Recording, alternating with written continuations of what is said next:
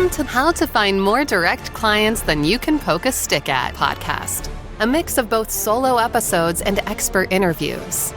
Our ideal listener is an early career, ambitious, and passionate online language services provider. She is committed to professional growth and achieving success in the fiercely competitive translation and interpreting industry. She balances multiple responsibilities with resourcefulness, values mentorship, is open to learning, and investing in her professional development journey. She embraces technology and seeks to optimize workflow, eager to connect with like-minded peers and build out her professional network. She is determined to overcome challenges and become a sought-after freelance translator. And here's your host, medical translator and translator business mentor, Jason Willis Lee. Meet Larry Easto, a seasoned expert with over 40 years in legal services, consulting, and coaching. Larry takes a refreshingly facilitative approach to professional growth, empowering service providers to market themselves authentically and make confident business decisions without the stress. A lifelong learner and passionate educator, he's authored over 30 books, ebooks, and video courses since 1993, all grounded in real-world insight and experiential learning. If you're ready to grow your business with clarity, comfort, and purpose, Larry's the guide to help you get there. And welcome to How to Find More Direct Clients, Freelancer Training on How to Find More Direct Clients, the podcast that makes digital marketing easier and more enjoyable by blending smart business strategies with just the right dose of tech. I'm your host, Jason Willis Lee. I'm a digital marketing enthusiast. And today I'm very excited to welcome back. He's been on the podcast already, so this is his second appearance. Very special guest. His name's Larry Easto, who helps us solopreneurs, self-employed folk improve their businesses. Larry, it's fantastic to have you back on the show. Welcome. How are you? It's great to be here. It's great to be here. I wish I was with you in person in Spain, but hey, Toronto's okay. Well, you're welcome to visit me in Spain, and I will give you the non-tourist tour. I have friends over, and I'd show them parts of Spain they would never see if they just stuck on the tourist trail. But yeah, Larry, could you just share a bit about just a snippet about your business journey and your unique vision for online business as it stands today? A lot of changes going on. Okay. I guess by way of transparency, I'm an entrepreneur by default. I didn't really want to be an entrepreneur. It wasn't something I always wanted to do. As a result of a couple of disagreements with bosses over how clients should be served, I wound up running my own law practice. And I thought, oh, gosh, this is a business. I've got to make things happen here. So it was kind of learning on the spot. And as it evolved, I had a lot of trouble with business school marketing theory. It just didn't work for me. Can I interrupt? And could you give us an example of a disagreement with a client? What were they saying you should do, and what did you want to do? Serving customers. Well, the most recent, the last one was when my boss thought that I should be charging more and doing less. It was the purchase of a client was purchasing a small hotel. And he thought the fee should have been higher, and also thought I was spending too much time on the file. Okay. And it was interesting because this particular guy had never done a real estate, never done a hotel transaction in his life. He was a wills and estates guy, but he had a fee in mind for what we should be charging. I had no idea the work that was involved. And I thought, this is absolutely crazy. The client deserves the best service I can give him. Yeah. I was trained to look after your clients, and they'll always look after you. And the idea of just overcharging and underservicing, it was just so repulsive to me. So let me ask you a follow-up question. How do you balance profitability, which is what your boss was going for, and adding value to a client service? How do you balance profitability with value service? Well, yeah, that's a good question, and there's no hard and fast answer. I think one of the things we have to consider is what value does the client get from the service? I can think of situations that I've given a client maybe an hour's worth of advice, and he benefited like $5,000, and I may have charged him $100 of that. So that didn't seem right to me. Yeah. But it's a case of balancing what value does the client get from the service, and trying to factor that in as well. And I think that one of the things that we as professionals forget is that the value we deliver is more than just the professional service. It's the reassurance that we can help with this problem. So how do you price reassurance? It's a toughie. It really is tough. It's a case of, you get to know the clients, you get to know their comfort zone, you get to know their budgets, you get to know the value of the work, you get to know what the competition is doing. When I was training as a lawyer, a mentor said to me, "Look after your clients, and they will always look after you." And once I established a relationship with clients, I never had a problem with anybody claiming my bill was too high. Sometimes they said, "Is that all?" So I think a lot of it comes from building a strong relationship and then just being honest and putting the value. If it's a lot of extra work, make sure the client knows it's a lot of extra work. If it takes less time, you reduce the fee, but it's being really sensitive to the nature of service and the relationship. Larry, let's talk about marketing for service professionals. So my people are language pros, they're translators, they're interpreters, they're copywriters, maybe a graphic designer listening in, who knows? Why do traditional marketing tactics sometimes miss the mark, and how does your personalized approach help professionals, service professionals attract ideal clients authentically and sustainably? Well, from my experience, so much of traditional marketing theory is focused on closing the deal. There's the whole, pitching and promotion, closing the deal and all that kind of thing. And in most cases, providing some kind of a standardized one-size-fits-all solution. When we're marketing professional services, we can't just pull a solution off the shelf. We have to really understand what the client's needs, wants, resources are. So we have to customize our solutions for them. And in order to do that, we have to get to know them. So when it comes to maintaining a relationship with clients, it's all about relationships. Well, starting a relationship with a client is all about relationships. So when you back off from there, I've found the easiest approach is to try to attract clients the same way we make friends. You want to make new friends, you don't start trying to sell them something or push something or lie to them or something like that. It's a case of being who you really are, just being honest and open and respectful.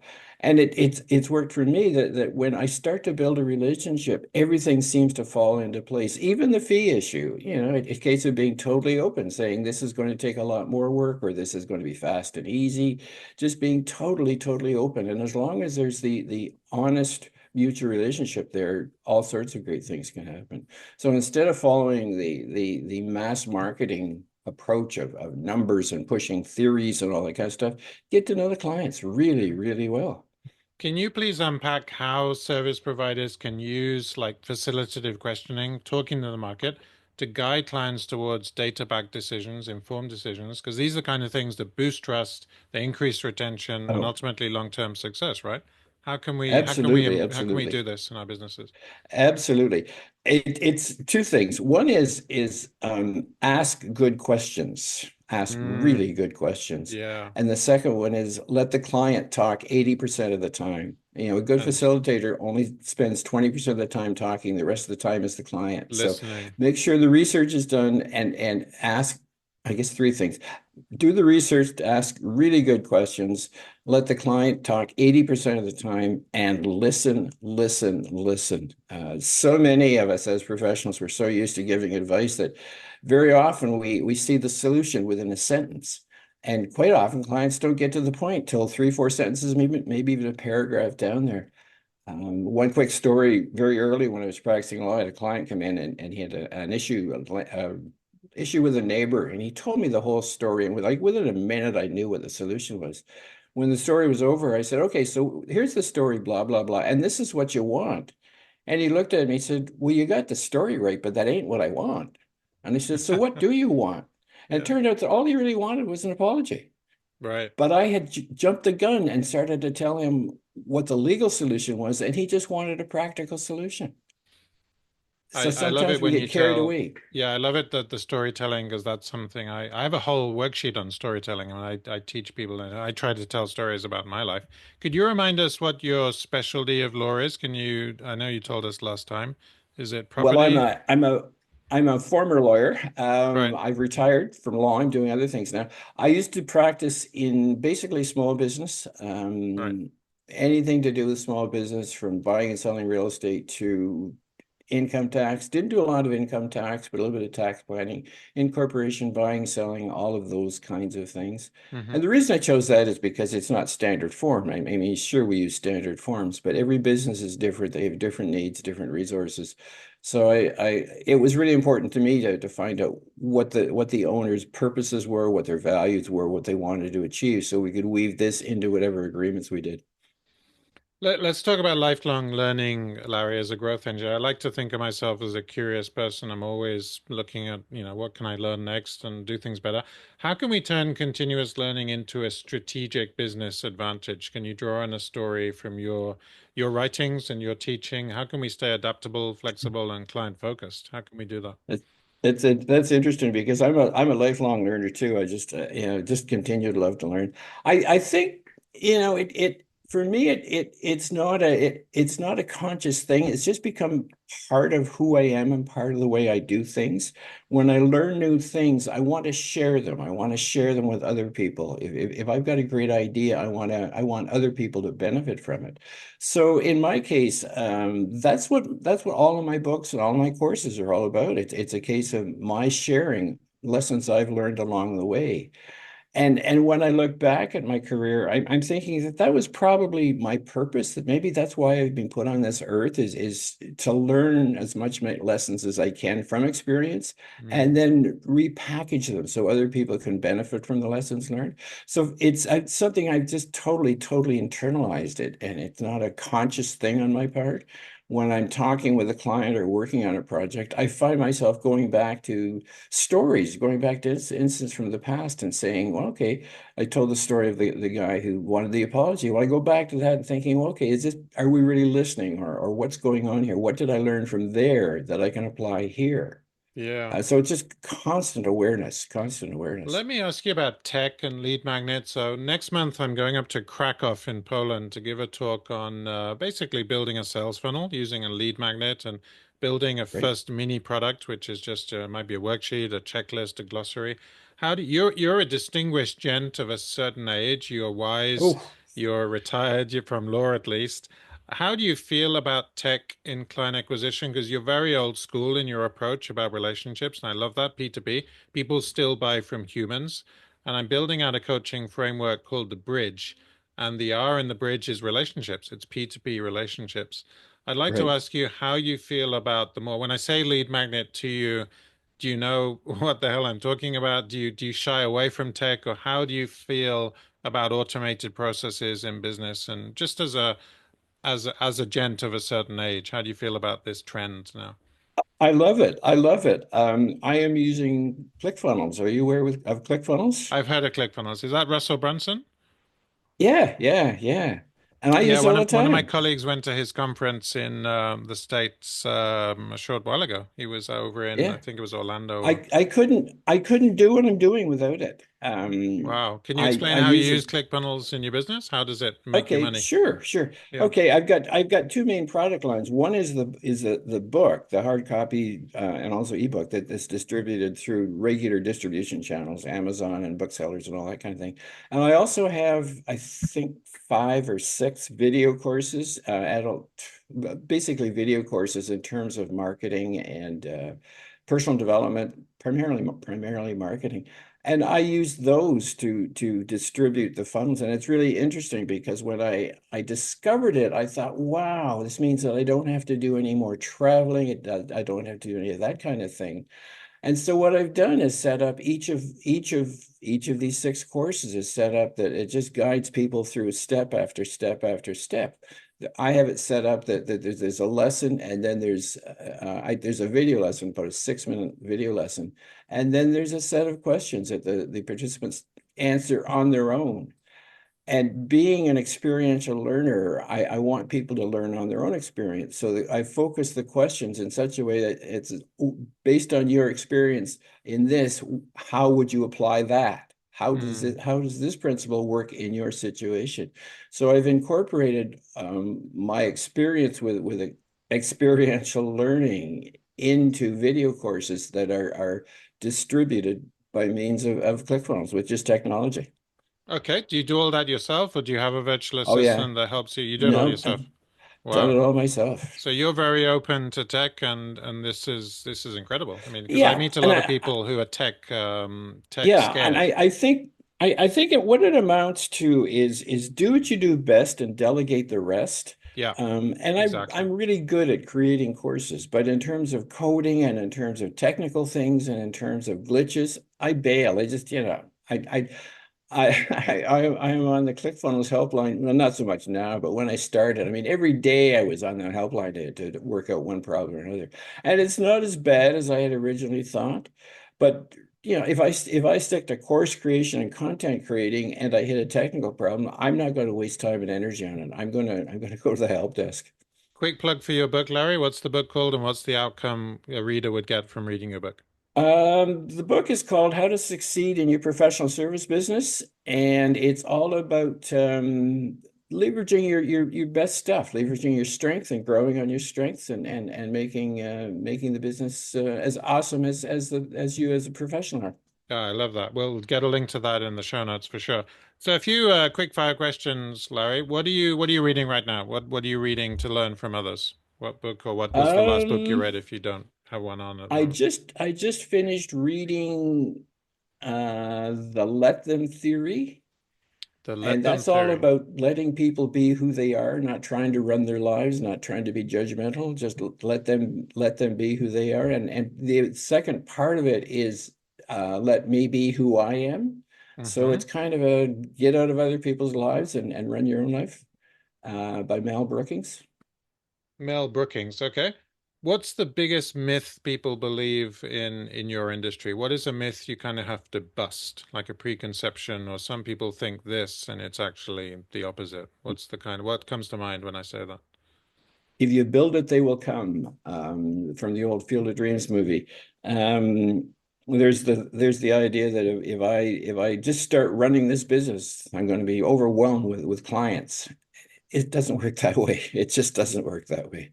There may be a flood of clients, there may be a rush of clients, but it's all about building awareness, building relationships, building networks, building brands. It's already building and connecting relationships, all those kinds of things. What's your best advice to get away from feast or famine income? So months where there's absolutely nothing, the tap is dry, and then months where you just said there's an overflow of clients. What's your best way to equalizing revenue across the 12 months in the year? I think passive income for me, the video courses are like that. As long as I keep the marketing going, they're fairly steady. Um, Hmm. and it's client engagements come and go, but just the passive income.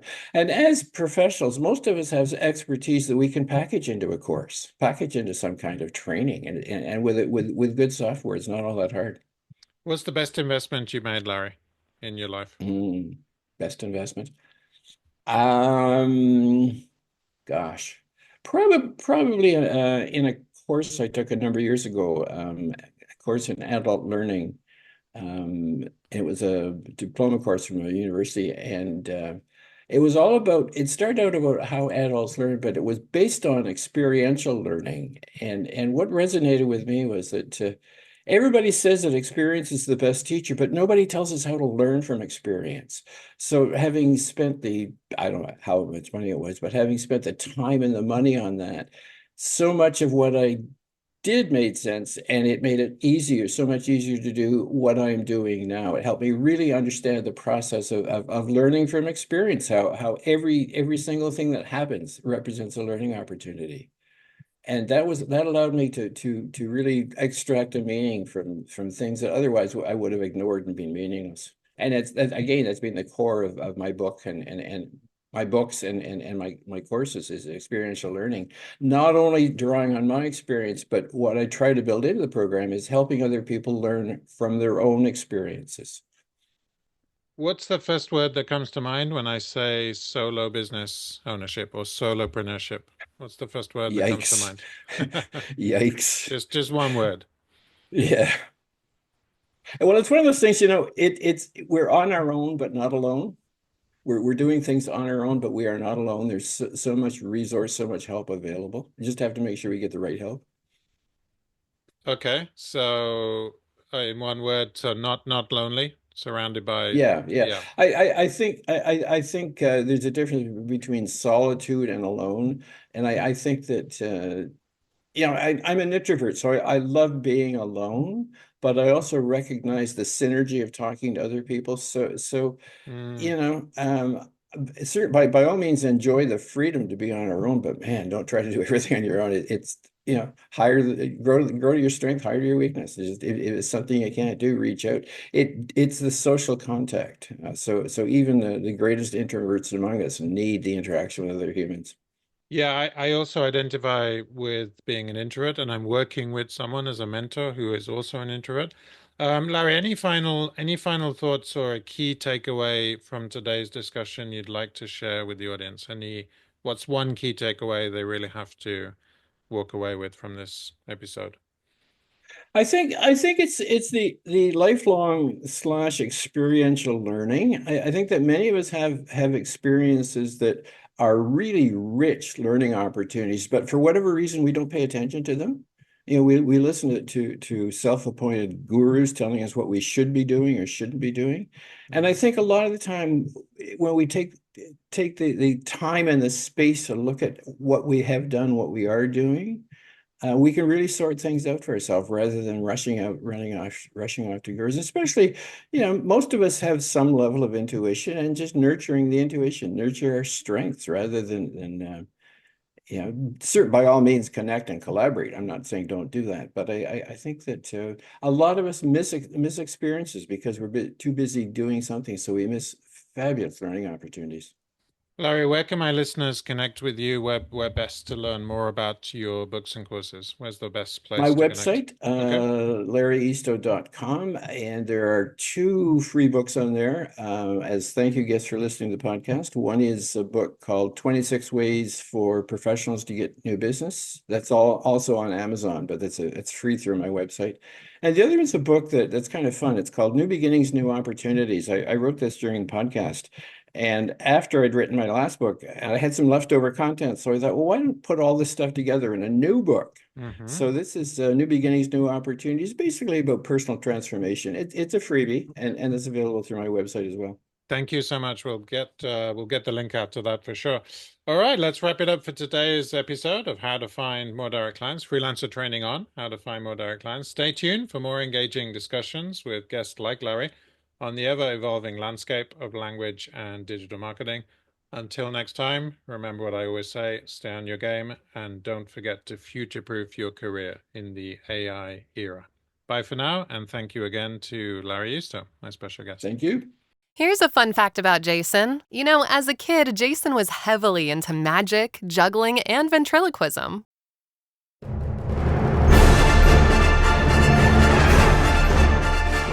Thanks for tuning in to the How to Find More Direct Clients Than You Can Poke a Stick At podcast. We'll be back soon. In the meantime, why not head over to www.entrepreneurialtranslator.com to access all our tools and resources to monetize and future-proof your freelance translation business. And don't forget to hit the plus button in Apple Podcasts or iTunes, or subscribe in Spotify to be notified when new episodes drop. For regular tips and insights, business strategy, or marketing techniques straight to your inbox, please sign up at www.entrepreneurialtranslator.com.